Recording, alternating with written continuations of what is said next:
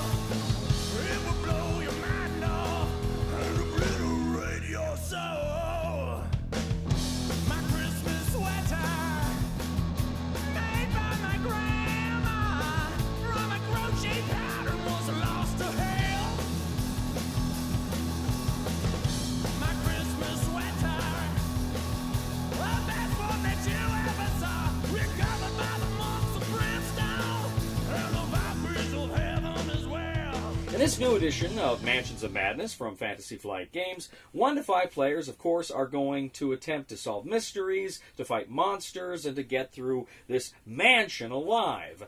But, of course, this is quite a bit different than the original Mansions of Madness, the 1st edition, which came out about 8 or 9 years or so ago.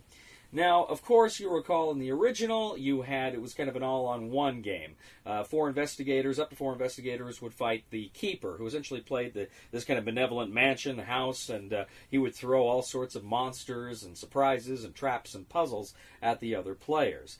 Well, of course, this new edition gets rid of the Keeper completely. You have 5 players working cooperatively, and instead of a Keeper, you have an app. That's right, this is a game that comes with an app, as I'm sure you've heard by now. And I know there's a lot of people out there that are probably haters that don't like the idea of a game and an app. Then you know what? You don't need to leave a comment. I'm just saying. For those of you that are interested in the game, let's keep watching. So in this new game, you have, of course, the 5 investigators working cooperatively. You have the app going against them. And I think the most important difference here between the original Mansions of Madness and this one is the fact that in the original Mansions of Madness, you would get a scenario, you would set up the scenario. Here in this one, you essentially will generate the house procedurally. So you will start out in a certain room, and then as you move, the rooms can change. The tiles can change. The board is not going to evolve the same way every time you play it, which is really, really fun and really interesting. Now, the app, of course, you're going to select the investigators you're going to play with. You're going to select, you're going to have some starting items that you're going to divide up amongst yourselves. And then what you're going to do is try to play through this scenario. Now, the different scenarios that come with the app are based, of course, loosely based on kind of the Cthulhu mythos. In fact, one of the games in here is based on The Shadow over Innsmouth, which is my favorite story from H.P. Lovecraft. Now, the gameplay is divided into 2 different phases. You have the investigator phase, where the investigators can take their actions, and then you have the mythos phase, where the app kind of fights against you. During the investigator phase, the investigators each have 2 actions they can take. Now, they can move up to 2 spaces. They can explore kind of a room that hasn't yet been explored. They can search some kind of an item on the board that needs someone to look at it. They can interact with items that they find. And, of course, they can pick up items. They can trade with other investigators. Those are your basic actions throughout the game. And then, of course, you always have actions, individual character actions, or actions that you can use that come with cards. Now, after the investigators go and they take all their actions, then it is the mythos phase. This is the phase where the game fights back. This is the phase where the game is going to say, any investigators outside are going to be affected by this one, or any investigators in a certain room are going to be affected by this one. Maybe some monster is going to spawn somewhere. Some nasty things are going to happen during this phase. Now, of course, monsters are also going to move in this phase. Usually they're going to move toward the nearest investigator, but they may move just, they may have an objective on the board they're moving to.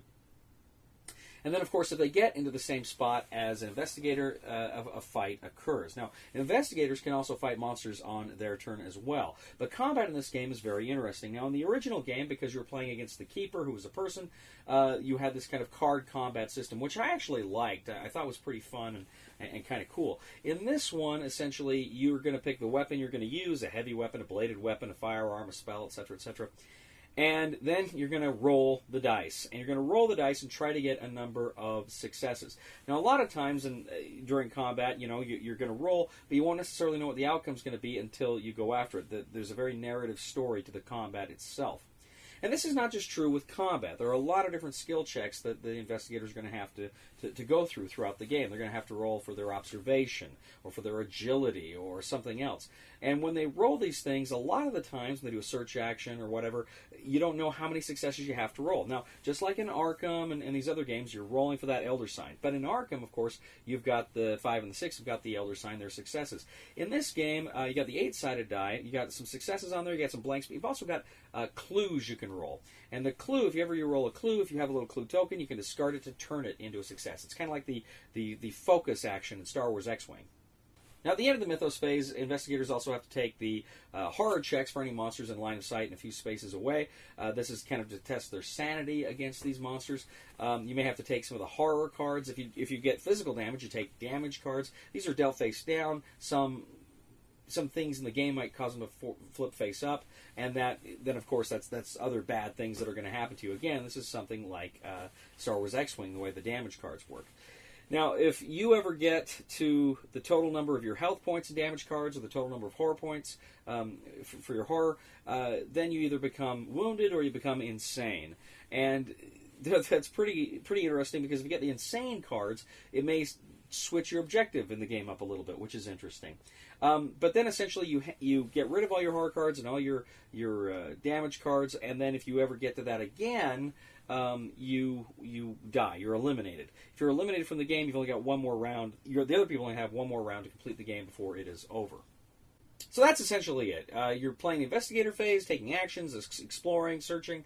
Then you're playing the Mythos phase, where the monsters are coming, bad things are happening, the game's attacking you. And this goes back and forth and back and forth. Of course, you're collecting cards and items. You're having to solve puzzles that are on the app that you kind of have to use a number of turns in order to satisfy that. There's all sorts of little things going on in this game. And I don't want to get too far into it, and I don't want to get too far into a lot of the surprises this game offers, because these games are mystery games. And there's a lot of fun and interesting things here. I don't want to show you too many pictures from the app in this review. I certainly don't want to spoil anything. It has nothing to do with the fact that I'm not that technically savvy.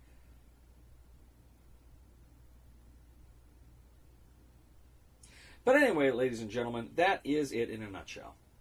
So what do I think of Mansions of Madness? First of all, let me tell you, the first Mansions of Madness, first edition, I liked a lot.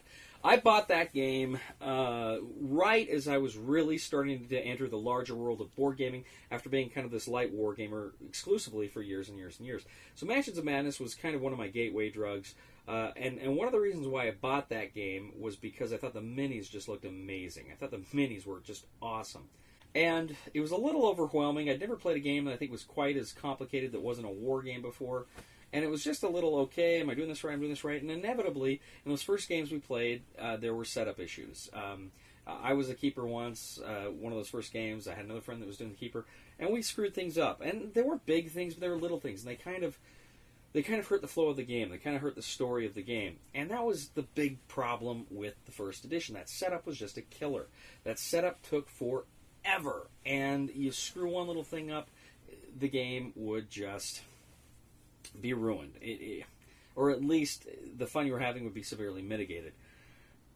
I really liked the game on so many levels, but I hardly ever got it to the table because of that setup, and because you're thinking to yourself, is the time I'm going to invest setting up the game worth the payoff of the fun I'll have?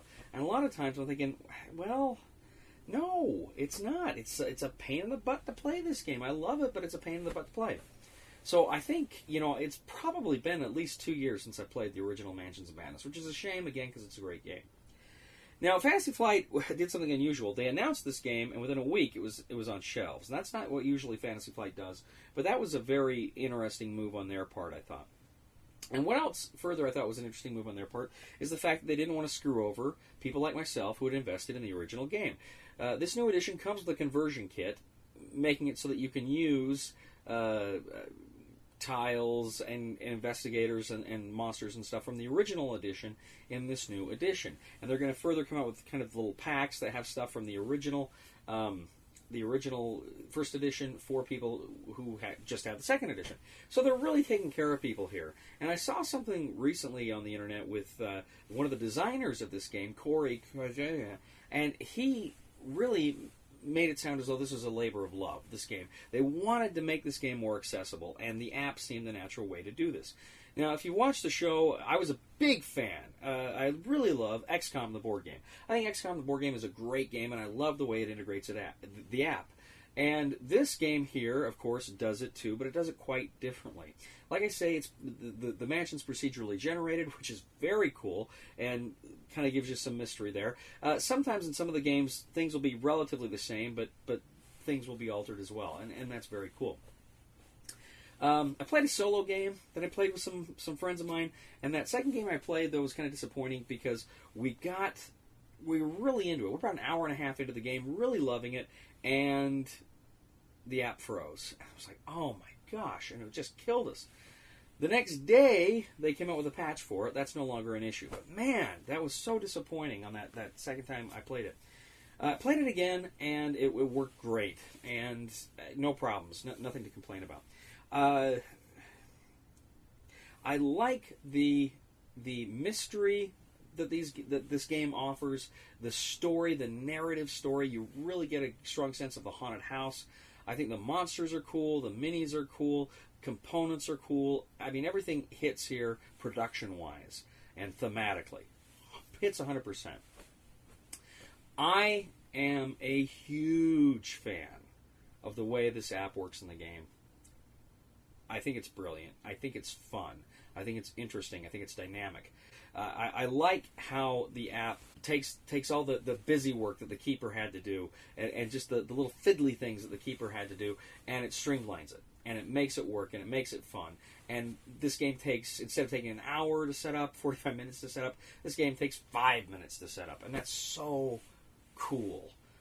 Really, really, really like this game. This is a huge step, I think, for Mansions of Madness. I'm going to be playing this one more and more and more. And I got to tell you, I've never been a huge solo gamer, but man, I had a lot of fun when I played this thing solo. I'll be doing that again. I really, really like this game a lot. This is an absolute winner from Fantasy Flight Games again.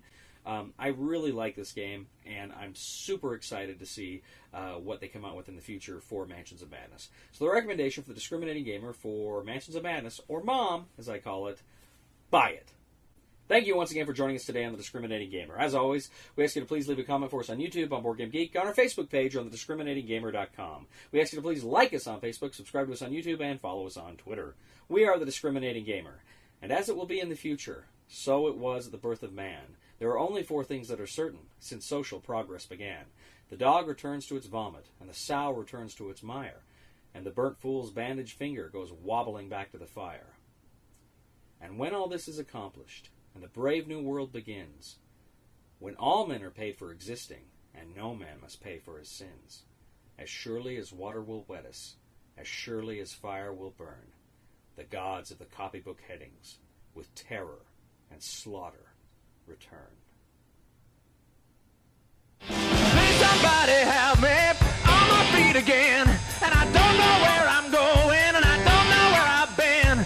Please somebody help me on the solid ground.